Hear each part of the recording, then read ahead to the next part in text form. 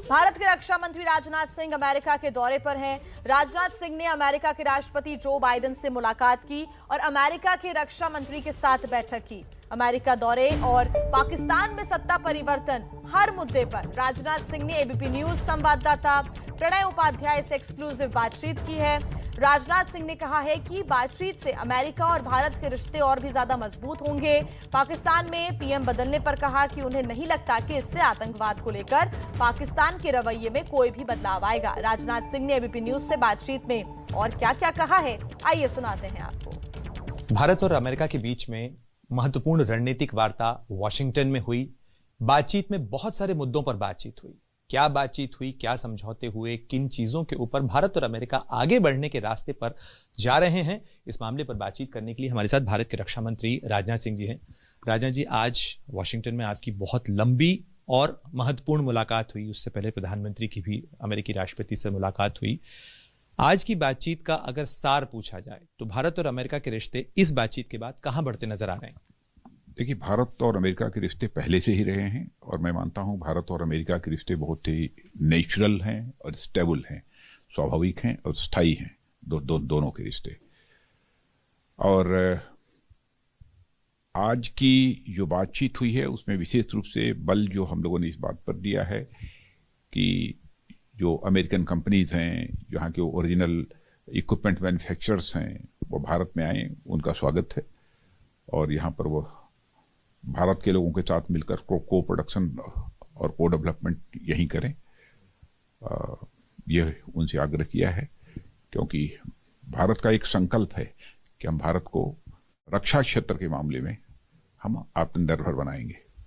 आप जिस राज्य से आते हैं वहां पर भी डिफेंस कॉरिडोर है उत्तर प्रदेश में, उसके अलावा तमिलनाडु में है, तो क्या आपको इस पे कोई एश्योरेंस मिला कि अमेरिका भी इसमें साझेदार बनने के लिए तैयार है? अभी हम लोगों ने अनुरोध किया है, उनकी तरफ से कोई नेगेटिव रिस्पांस नहीं था। अब नेगेटिव रिस्पांस यदि न हो तो उसको पॉजिटिव ही मानना चाहिए। लेकिन हम लोगों ने कहा है कि ओईएम्स आए, हमारे यहाँ जो है इन्वेस्ट करें। और एफडीआई पॉलिसी में भी हम लोगों ने एक मेजर चेंज किया है, 74% तक तो ऑटोमेटिक रूट से और 100% through government route. Government route केवल एक फॉर्मेलिटी है, मैंने ऐसा नहीं है कि उसमें कोई हर्डल आने वाली है, कोई देर होने वाली है एफडीआई के डिसीजन को लेकर, ऐसा कुछ नहीं होने वाला है। राजा जी, जो भारत और अमेरिका की डिफेंस पार्टनरशिप है, उस मेजर डिफेंस पार्टनरशिप एग्रीमेंट के बाद में आगे के रास्ते में आज प्रेस कॉन्फ्रेंस में भी जैसा आपने मेंशन किया, कई नए एवेन्यूज हैं, space technology, cyber technology, artificial intelligence, इन सब में भी साझेदारी बढ़ रही है। तो भारत की का जो रक्षा आधुनिकीकरण है उसको क्या बूस्टर डोज मिलने वाला है? मैंने बूस्टर डोज किया, मैंने बूस्टर की कोई ज़रूरत नहीं है। ऑलरेडी बिना बूस्टर के ही हम लोग इन क्षेत्रों में आगे बढ़ रहे हैं, चाहे स्पेस हो अथवा साइबर हो अथवा आर्टिफिशियल इंटेलिजेंस हो। बूस्टर डोज की जरूरत उसे होती है जो कमजोर होता है लेकिन न तो भारत कमजोर है न अमेरिका कमजोर है, इसलिए बूस्टर डोज की कोई जरूरत नहीं है। नेचुरल वे में जो जिस प्रकार का हमारा रिलेशन उनके साथ है, हम आगे बढ़ रहे हैं इन क्षेत्रों में भी। और आत्मनिर्भर भारत का जो पूरा और डिफेंस मेक इन इंडिया, आपने कहा कि मेड फॉर वर्ल्ड, उसको ले जाने की जरूरत है। हाँ, बिल्कुल, ये मैंने आग्रह किया था कि हमारा संकल्प है make in India and make for world.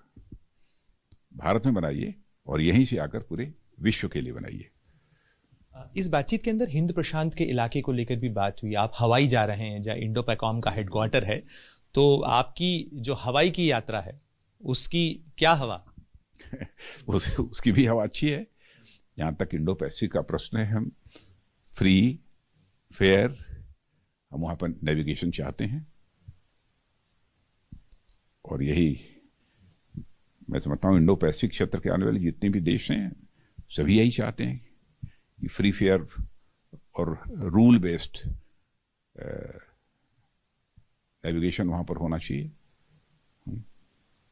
Bharat की जो क्षेत्रीय चुनौतियां हैं, जो भारत के पास पड़ोस में, चाहे आतंकवाद का मुद्दा हो या चीन की तरफ से बढ़ती हुई चुनौती हो, इन मामलों के ऊपर भारत की अपनी क्षमताएं तो हैं ही, लेकिन अमेरिका इसमें किस तरीके से भारत के साथ खड़ा हो सकता है, भारत की मदद कर सकता है, क्या इस मुद्दे पे बात हुई? नहीं, आतंकवाद का जहां तक सवाल है, उस आतंकवाद से निपटने की कुवत भारत के अंदर है।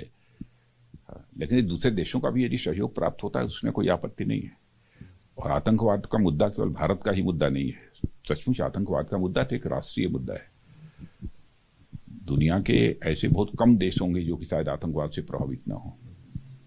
आज आप आतंकवाद है, कहीं पर उग्रवाद है, तो इसके खिलाफ सबको मिलजुल कर एक साथ खड़ा होना चाहिए। आज आपकी बातचीत में एक चीज और उभर के आई कि भारत अपनी स्ट्रेटेजिक ऑटोनॉमी जो है, जो अपनी भारत की रणनीतिक स्वायत्तता है, उसके ऊपर बना हुआ है। संबंध सबके साथ अच्छे हैं और किसी एक खेमे में भारत बंधना नहीं चाहता। नहीं, ये तो बात सही है, प्रारंभ से ही है भारत की नीति रही है, किसी खेमे में हम नहीं बनना चाहते हैं। और मैं तो मानता हूं कि दुनिया किसी भी देश को किसी खेमे में नहीं बनना चाहिए। मैं ये अपेक्षा भी नहीं करता कि कोई दुनिया का देश आकर हमारे खेमे में खड़ा हो जाए। सबके साथ हमारे अच्छे रिलेशंस हैं और एक स्वाभाविक रिश्ते हैं और सबकी स्वायत्तता, सबकी सुरक्षा यह कायम रहे, यह हम लोगों का उद्देश्य है। एक आखिरी सवाल राजनाथ जी, भारत के पड़ोस में पाकिस्तान में सत्ता का बदलाव हुआ है, क्या आपको लगता है कि इसके मुद्देनजर कुछ नीतियों में बदलाव आ सकता है? आतंकवाद की चुनौती कम होने की उम्मीद है या आपको लगता है कि इसमें भारत को फिलहाल जमीनी स्थिति देखने के बाद? नहीं, पाकिस्तान आतंकवाद छोड़ देगा इसकी मुझे कोई संभावना दिखती नहीं है, क्योंकि वहाँ की फॉरेन पॉलिसी का लगता है कि एक पार्ट एंड पार्सल है, इसे छोड़ देगा ऐसा मुझे नहीं लगता। इसलिए भारत को सतर्क रह के अपनी सीमाओं की हिफाजत की तैयारी हमेशा। तो सतर्क बहुत रहने की कोई जरूरत नहीं है, सतर्क तो बहुत पहले से हम हैं, लेकिन इस आतंकवाद का मुंहतोड़ जवाब दे रहे हैं और जब तक यह समाप्त नहीं होगा देते रहेंगे, चाहे जिस भी सीमा तक हमको जाना हो। से बातचीत करने के लिए शुक्रिया। तो भारत के रक्षा मंत्री इस समय अमेरिका में हैं, अमेरिका के दौरे पर हैं और भारत और अमेरिका के रिश्ते मजबूत करने के साथ साथ भारत और अमेरिका की रक्षा साझेदारी को मजबूत करने के लिए भी पुरजोर इंतजाम किए जा रहे हैं। कैमरामैन सचिन कपूर के साथ Pranay Upadhyay, Washington DC, ABP news.